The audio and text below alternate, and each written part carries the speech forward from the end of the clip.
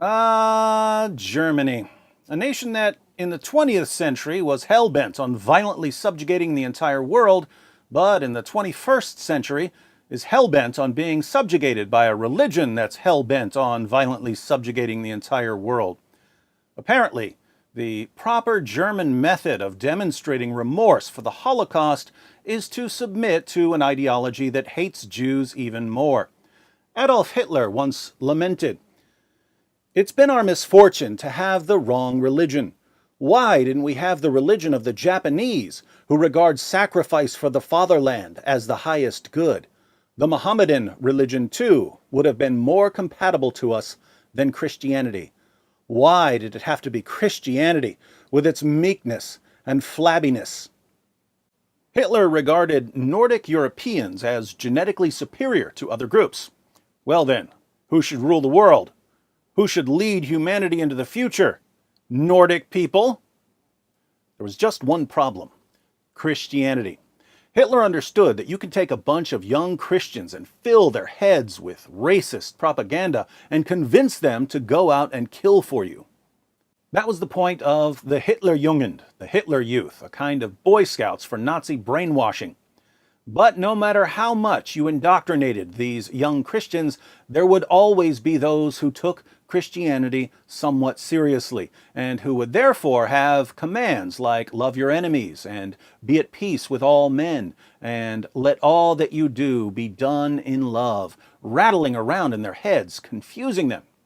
The result would be conflicted soldiers, soldiers who might obey orders, but who wouldn't really want to. Christianity was thus a kind of retrograde force, holding the master race back from realizing its full potential.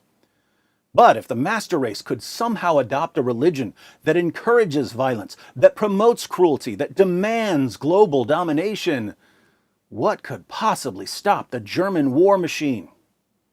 Of course, Germany never got the religion Hitler wanted. Until now. If you'd like to familiarize yourself with the many ways the German government is ramming Hitler's dream religion down the throats of German citizens, all you need to do is pay attention to the news. In this video, we'll look at one example. Last year, Germany approved a bill that would supposedly curb online hate crimes and fake news. The Associated Press reported, Germany's cabinet on Wednesday approved a new bill that punishes social networking sites if they fail to swiftly remove illegal content such as hate speech or defamatory fake news. Chancellor Angela Merkel's cabinet agreed on rules that would impose fines of up to 50 million euros, $53.4 million, on Facebook, Twitter, and other social media platforms. German Justice Minister Heiko Maas said that the companies offering such online platforms are responsible for removing hateful content. He said the new bill would not restrict the freedom of expression, but intervene only when criminal hatred or intentionally false news are posted. Notice the German government assured us that the bill wouldn't be used to restrict freedom of expression, but only to restrict criminal hate speech. But if you're like me when you read about new hate speech laws, you know beyond a shadow of a doubt that the laws will be used to suppress criticism of Islam, because that's their actual purpose. Politicians can't say that the purpose of these laws is to suppress criticism of a particular ideology, since that would raise too many eyebrows, so they have to claim that they're only trying to block hate speech, until the laws get passed, at which time the politicians use the laws to block criticism of Islam. If you don't believe me, check out a message I recently got from YouTube. Hello. We received a legal complaint concerning your video, Muhammad was a sex addict. Fun Islamic fact number 8. Upon review, your content will not be visible on the German YouTube country site in accordance with German law concerning hate speech or political extremism. YouTube restricts content where necessary to comply with local laws. For more information, please review our Help Center article concerning the German Network Enforcement Act. The YouTube team. So, whatever the German government means by hate speech, it includes my video. Muhammad was a sex addict, right? Since that video happens to be pretty short, let's go ahead and watch the entire video so that we can understand what constitutes criminal hate speech according to the modern, Western, freedom of expression loving government of Germany. Welcome to Fun Islamic Facts, where I share fun facts about Muhammad and the Quran whenever jihadis go on a killing spree. Sahih al-Bukhari, number 5068. Narrated Anas, the Prophet used to go round, have sexual relations with all his wives in one night, and he had 9 wives. Sahih al-Bukhari, 5215. Narrated Anas bin Malik, the Prophet used to pass by, have sexual relations with all his wives in one night, and at that time he had 9 wives. Sahih al-Bukhari, number 268. Narrated Qatada, Anas bin Malik said, the Prophet used to visit all his wives in a round during the day and night, and they were 11 in number. I asked Anas, had the Prophet the strength for it? Anas replied, we used to say that the Prophet was given the strength of 30 men. And Sa'id said on the authority of Qatada that Anas had told him about 9 wives only, not 11. Notice 3 things about these passages. First, Muhammad had at least 9 wives at one time, even though Surah 4, verse 3 of the Quran limits Muslim men to 4 wives. If the Quran limits men to 4 wives, why did Muhammad have at least 9 wives at one time? Well, Muhammad received a special revelation, Surah 33, verse 50 of the Quran, giving him, and him alone, the right to break the 4-wife limit. How convenient. Second, Muhammad would have sex with at least 9 women and girls in one day, even though he was more than 50 years old. Today, we would call him a sex addict. Isn't it interesting that a sex addict who claimed to be a prophet conveniently received a revelation giving him more sexual partners than anyone else? Third, how did Muhammad's followers know that he was having sex with all of his wives in one day? How did they know he wasn't simply chatting with his wives? It seems that the Prophet of Islam must have been bragging about all the sex he was having, so much so that his followers could in turn brag about him having the sexual strength of 30 men. Our Muslim friends tell us that Islam is a religion of modesty. A closer look shows that Islam is a religion whose supreme role model was a sex addict who built a religion around his sexual desires and constantly bragged about his sexual exploits with women, a prepubescent girl, and his slave girls. So much for modesty.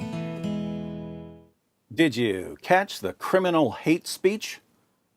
I quoted 3 Muslim sources declaring that Muhammad would have sex with 9 women and girls in a single day. Is it hate speech to quote Muslim sources? I pointed out that while the Quran limits Muslim men to 4 wives at one time, Muhammad's revelations allowed him to exceed the 4-wife limit. Is it hate speech to draw attention to hypocrisy? I noted that if we heard about a 50-plus-year-old man having sex with 9 women and girls a day in our time, we would call that man a sex addict. Is it hate speech to state what we would call someone in our time?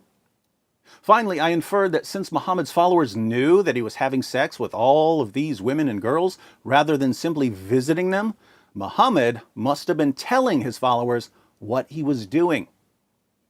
Is it hate speech to draw a conclusion based on evidence? So, whether you agree with me or not, whether you're liberal or conservative, whether you're a Muslim or a non-Muslim, is there anything in my video that should be treated by a modern Western government as criminal hate speech? Of course not. And yet the government of Germany filed a legal complaint demanding that YouTube remove my video for violating German laws concerning hate speech and political extremism. How is the German law, which German officials promised wouldn't be used to restrict freedom of expression, actually being used? It's being used to restrict freedom of expression, namely the freedom to criticize Muhammad. This means that the German government is actively and deliberately shielding Muhammad and Islam from criticism. Muslim preachers are working day and night to show Germans that Islam is the truth, that Muhammad was the greatest man who ever lived, that the Quran is the perfect word of Allah. These preachers have the full blessing of German leaders. But if you respond to the claims of these Muslim preachers, if you say that Islam is not the truth, or that Muhammad was not the greatest man who ever lived, or that the Quran is not the perfect word of Allah, the German government will now intervene and silence you. The result of this government-enforced Islamic indoctrination of the German people will be the continuous expansion of Islam in Germany, until the nation reaches a kind of tipping point where the government no longer has to lie about the purpose of its laws because critics can simply be executed by the Sharia Schutzstaffel for violating Islamic blasphemy laws. So, forcing Germans to adopt a religious system that will eventually transform them into some of the most epic Allahu Akbar shouting, infidel terrorizing, captive raping, apostate beheading, female genital mutilating, honor-killing, child bride marrying, martyrdom-seeking death machines the world has ever seen? Hitler would be pleased. He would be very pleased. Now, to you Germans who are watching, keep in mind that the clock is ticking in more ways than one. When jihadis find out that your leaders are enforcing Sharia blasphemy laws, they'll smell weakness and they'll demand more submission. And there's no way your leaders aren't going to back down like the sniveling cowards they are. So I'd say you're about a generation away from singing Deutschland, Deutschland unter Islam. In the meantime, the clock is ticking on the information that's available to you. The 21st century version of book burning is blocking websites. And since no one has ever burned books like German leaders, we can only assume that they'll be the masters of blocking websites as well. It goes without saying that the clock is ticking on watching this video. It already contains a video that the German government has concluded is too much for you Germans to see. Plus, I added a bunch of information that you're not allowed to hear. So watch it quickly and share it with your friends. The translation feature is on. On a side note, if German leaders blocked Muhammad was a sex addict, there's no way they're not going to block our groundbreaking series, Islamicize Me. So be sure to click on the playlist before the entire series is banned by fascist politicians who don't wear swastikas on their arms, but clearly have them tattooed on their hearts, right next to the tiny little mustaches they're hiding.